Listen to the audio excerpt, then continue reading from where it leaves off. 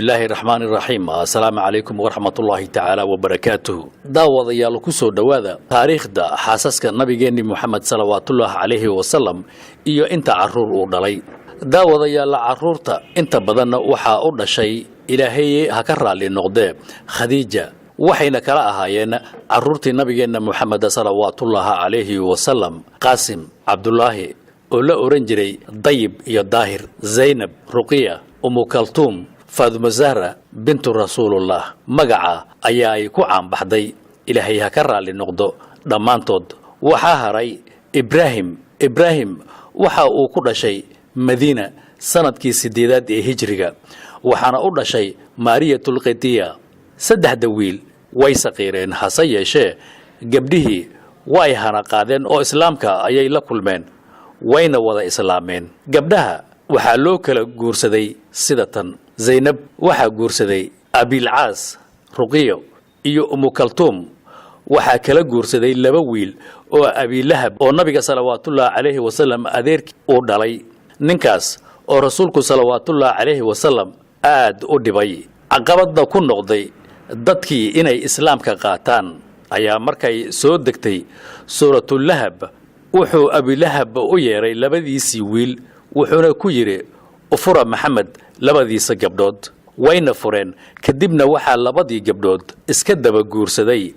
Ismaan bin Affan oo ay labaduba ka dhinteen Faadumo waxa iyadana guursaday Ali bin Abi Talib oo ahaa Nabi Muhammad sallallahu alayhi wasallam ina adeerkii nabiga sallallahu alayhi wasallam caruurtiisa oo dhan way ka wada hor dhinteen Faadumo oo 6 bilood ka dambeysay ma ahe waxaana caruurtiisa ugu weynaa Qasim waxa ku xigtay Zainab waxa ku xigtay Ruqiya waxa ku xigtay Kaltum waxa ku xigay Abdullah oo ugu yara bah Khadiija rasuulku sallallahu alayhi wasallam caruurtiisu waxa ay dhasheen nabinimada ka hor Abdullah iyo Ibrahim ma ahe Abdullah waa la isku khilaafaa in uu nabinimada ka hor dhashay iyo in uu kadib dhashay waxaase loo badan yahay in uu nabinimada kadib dhashay Ibrahim isaga wuxuu ku dhashay Madiina sanadkii 8 ee Hijriga waxaana dhashay Mariyatul Qibtiya qaybta labaad waxaan uga hadlaynaa haweenkii uu rasuulku sallallahu alayhi wasallam guursaday haweenkii rasuulka sallallahu alayhi wasallam guursaday waxa ay ahaayeen 13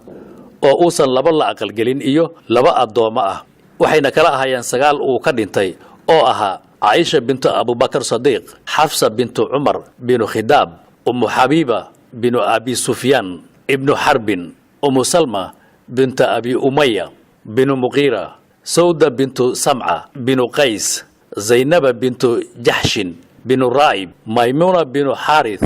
Juwayriya bintu Harith Safiya bin Huyay bin Akhdab iyo laba hortiisa dhimatay oo kala ahaa Khadija bintu Khuwaylid iyo Zainab bintu Khusayma iyo laba uusan la aqal gelin oo kala ahaa Asma bintu Nu'man iyo Amra bintu Yasid iyo laba adooma ah oo kala ahaa Mariyatul Qibtiya Rayhana bintu Said intaas weeye haweenkii rasuulka sallallahu alayhi wasallam oo isugu jiray wuxuu la aqal galay iyo wuxuusan la aqal gelin waxaanu haatan soo qaadanaynaa sidii ay u kala horeeyeen haweenkii rasuulkeena Muhammad sallallahu alayhi wasallam Khadija bintu Khuwaylid bin Asad waxa ay ahayd haweentiisii ugu horeysay waxaana u guuriyay aabaheed Khuwaylid ama walaalkeed Amar bin Khuwaylid waxayna waqtigaasi jirtay loo guurinayay nabiga sallallahu alayhi wasallam 40 sano rasuulkana sallallahu alayhi wasallam waxa uu jiray 25 sano waxay rasuulka sallallahu alayhi wasallam hortiisa soo guursatay laba nin oo kala ahaa Abi Hala bin Malik oo ay u dhashay laba caruur ah iyo Atiq bin Abid oo asna ay laba caruur ah u soo dhashay rasuulku sallallahu alayhi wasallam wuxuu Khadija qabay ilaa uu 50 sano ka gaaray mana uusan guursan haween kale inta Khadija uu qabay Khadija waxa ay rasuulka sallallahu alayhi wasallam u dhashay caruurtiisa oo dhan Ibrahim ba ahe rasuulkeena Muhammad sallallahu alayhi wasallam aad ayuu u jeclaa wuxuuna xiriirin jiray saaxiibaha ahaayeen markay dhimatay Sauda bintu Sam'a bin Qais waxa rasuulka sallallahu alayhi wasallam ku guursaday Maka sanadkii 11aad ee nebinimada markii ay khadiijo dhimatay waxaana u guuriyey sulayd binu camar waxa isaga hortiisa soo guursaday in adeerkeed sakraan binu camar oo ka mid ahaa muslimiintii xabashida u hijrootay kadibna ku soo laabtay maka oo ku geeriyooday عائشة بنت أبو بكر صديقة وحو رسولك صلوات الله عليه وسلم كو غورسدي مكة سندكي كو إتبناد نبي النمذا سودا كدب iyadoo 6 sano jirta wuxuuna ku dhistay Madiina iyadoo 9 sano jirta waxa uu guuriyay aabaheed Abu Bakar sawda kadib iyadoo 6 sano jirta wuxuuna ku dhistay Madiina iyadoo 9 sano jirta waxa uu guuriyay aabaheed Abu Bakar Sadiq حفصة بنت عمر بن خداب وحا ورسولك صلوات الله عليه وسلم كو غورسدي مدينة سنة كي سدحاد هجرية وحانا او غوريي ابهد عمر وحانا رسولك صلوات الله عليه وسلم هرتي غورسدي خنيس بن حداف او كو شهيدي دغالكي بدر زينب بنت قزيمة oo lagu naanaysi jiray hooyadii masaakiinta sida ay ugu naxariisan jirtay oo ay ugu jilisay darteed wuxuu rasuulka sallallahu alayhi wasallam guursaday sanadkii afaraad ee hijriga waxaana u guuriyay Qabisa bin Umar waxa hortii soo guursaday Abdullah bin Jahshin oo ku shahiiday dagaalkii Uhud waxayna dhimatay guurka rasuulka sallallahu alayhi wasallam 2 bilood ama 3 bilood kadib Salma bintu Abi Umayya oo magaceeda la oran jiray Hinda wuxuu rasuulku sallallahu alayhi wasallam guursaday isla sanadkii afraad ee hijriga waxaana u guuriyay wiilkeeda Salama ibn Abi Salama waxaana rasuulka hortiis ka dhintay Abi Salama bin Abdi Asad oo magaciisa la oran jiray Abdullah una dhintay dhaawac ka soo gaaray dagaalkii Uhud waxayna u soo dhashay Abi Salama 4 caruur ah oo kala ah Salama Umar زينب iyo Ruqiya Juwayriya bintu Haritha waxa uu rasuulku sallallahu alayhi wasallam guursaday sanadkii 6 ee hijriga waxayna kamid ahayd dadkii lagu soo qabsaday